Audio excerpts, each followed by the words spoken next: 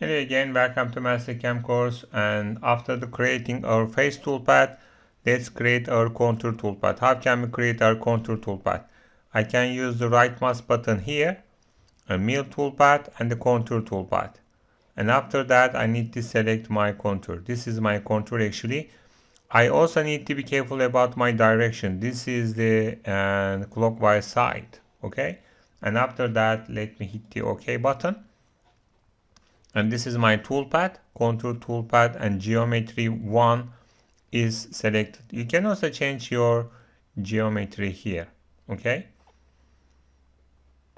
And after that, let me turn to the tool, okay? I can turn to here to create my tool.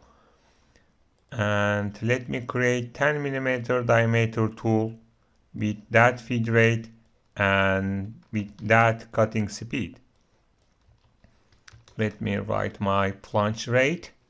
Okay. After that, let me turn to the linking parameters. It can be 5 and the feed plane 1 and top of stock 0 and my depth position. We can also select our depth position by using our solid model.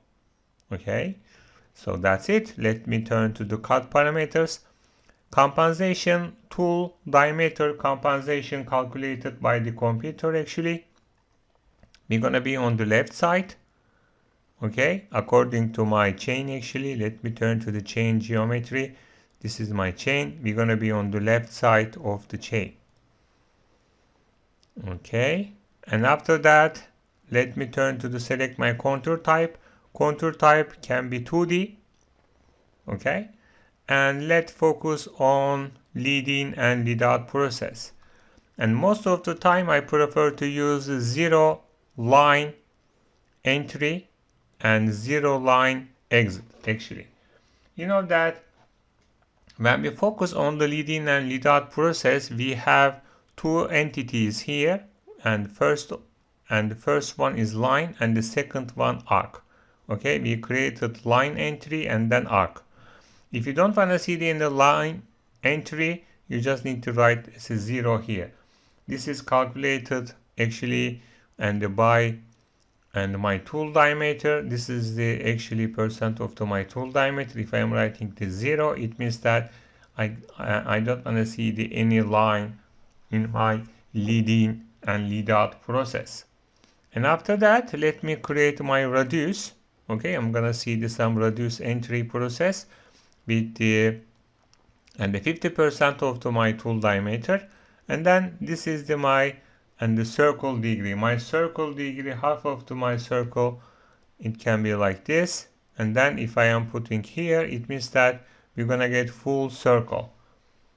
Okay, half of the circle for lead in and half of the circle for lead out. So and then we're gonna get actually full circle here. And then let me turn to the depth cut. You know that we're gonna create some toolpaths starting from 0 to -10.